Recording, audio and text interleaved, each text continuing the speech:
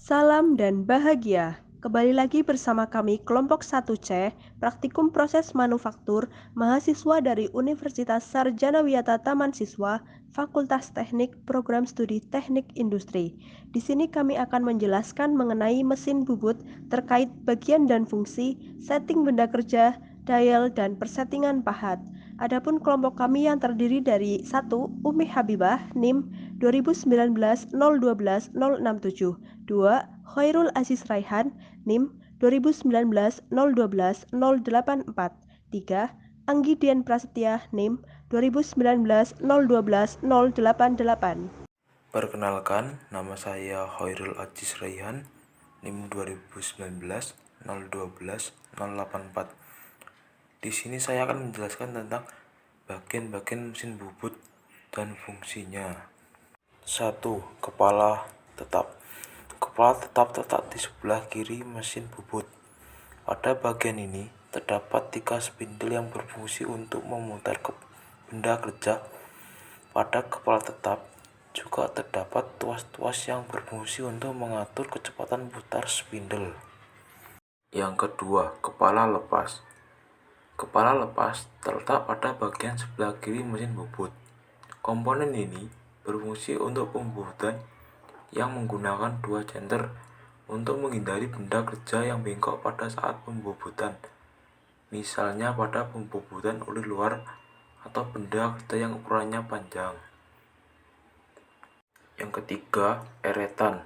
Eretan adalah bagian mesin bubut yang berfungsi sebagai penghantar pahat sepanjang meja mesin. Eretan terbagi menjadi 3 jenis, yaitu 1. Eretan atas. Eretan atas digunakan untuk dudukan tool holder, dapat digunakan juga untuk pembubutan tirus dan pembubutan dalam. 2. Eretan melintang. Eretan ini berfungsi untuk proses pemotongan melintang, baik untuk pemotongan benda kerja jadi fetching. 3. Eretan memanjang. Eretan ini berfungsi untuk penyayatan memanjang. Yang keempat, meja mesin. Meja mesin adalah bagian dari mesin bubut yang berfungsi sebagai dudukan eretan dan kepala lepas. Meja mesin memiliki permukaan yang halus dengan mendukung kesempurnaan pekerjaan mesin bubut. Nama saya Anggi Dian Prasetya, NIM 2019 01 2088, akan menjelaskan setting benda kerja pada mesin bubut. Untuk menjepit benda kerja yang berbentuk bulat atau berbentuk silindris dengan cekam independen dapat dilaksanakan dengan langkah-langkah sebagai berikut. 1.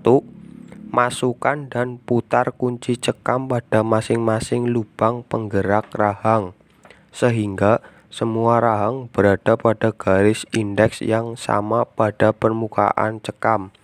2.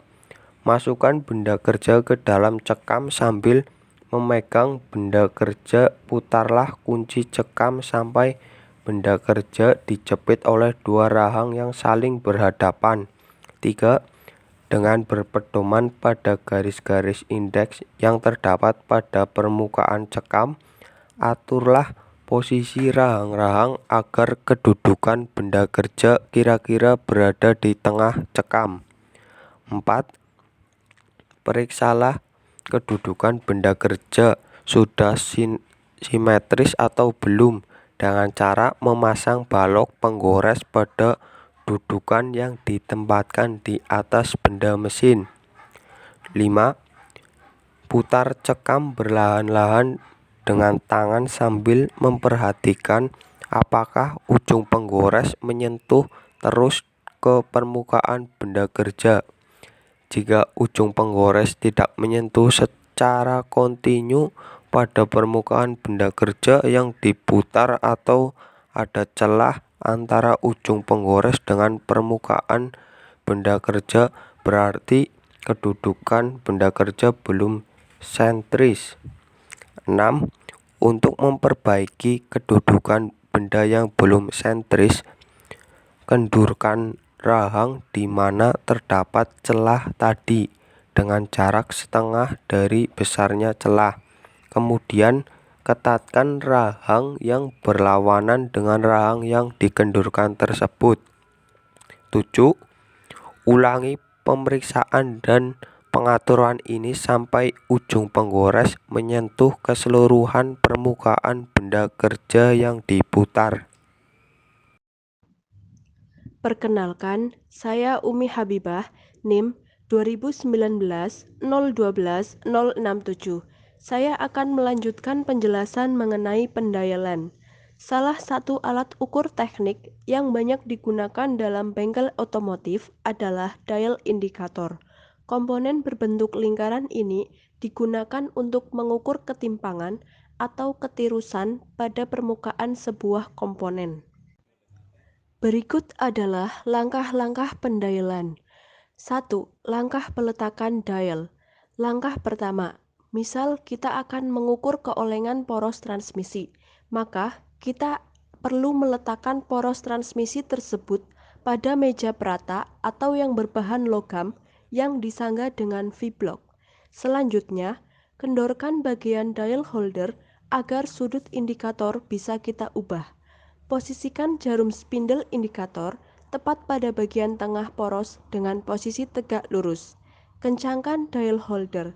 Untuk meningkatkan ketelitian pengukuran, usahakan saat peletakan dial indikator, posisi spindle agak tertekan. Kita bisa memposisikan dial ini hingga short pointer menyentuh angka 1. Untuk apa? Tujuannya agar jarum panjang bisa bergerak naik turun sesuai kondisi permukaan poros yang diukur. Jika terlalu sedikit spindle tertekan, maka nantinya jarum spindle berpotensi mengambang ketika mengukur bagian yang cekung. Akibatnya, pengukuran tidak berlangsung dengan teliti. 2. Langkah kalibrasi atau konfigurasi. Jika posisi dial sudah benar-benar tegak lurus dan jarum spindle juga sedikit tertekan, selanjutnya kendorkan fine adjuster untuk melakukan kalibrasi. Saat fine adjuster sudah kita kendorkan, putar outer frame agar angka 0 pada numerik indikator pas dengan jarum panjang. Konfigurasi ini dilakukan untuk memudahkan kita melihat berapa pergerakan jarum dengan mengepaskan jarum ini agar menunjuk pada posisi 0. Setelah pas, jangan lupa kencangkan fine adjuster. 3. Langkah pengukuran. Langkah berikutnya, kita bisa langsung melakukan pengukuran poros transmisi. Caranya, dengan memutar poros transmisi sebesar 360 derajat sambil melihat pergerakan jarum. Kemungkinan jarum ini akan bergerak sebelum 0 atau setelah 0. Setelah itu, kita bisa menjumlahkan pergerakan jarum tersebut. Berikut ini saya akan menjelaskan cara setting pahat pada mesin bubut. Berikut langkah-langkah pemasangan pahat bubut. Pasang pengganjal pada rumah pahat sebelah kiri. Pasang pahat bubut pada rumah pahat. Pastikan posisi pahat tidak salah. Mata sayat pahat berada di sebelah kiri atas. Jepit pahat dan atur panjang pahat yang menonjolnya. Kunci pahat dengan baut pengikat yang belakang terlebih dahulu. Selanjutnya kencangkan baut pengikat bagian depan. Dekatkan ujung mata sayat pahat ke ujung senter putar. Atur ketinggian mata sayat pahat bubutnya. Jika mata sayat pahat terlalu rendah, maka harus ditambah pengganjalnya. Jika terlalu tinggi, dikurangi pengganjalnya. Setel ketinggian pahat dengan mengatur pada baut pengikat pahat. Kencangkan baut pengikat dengan baik. Periksa kembali kerataannya. Pastikan ujung mata sayat pahat menyentuh ujung senter putar dengan tepat.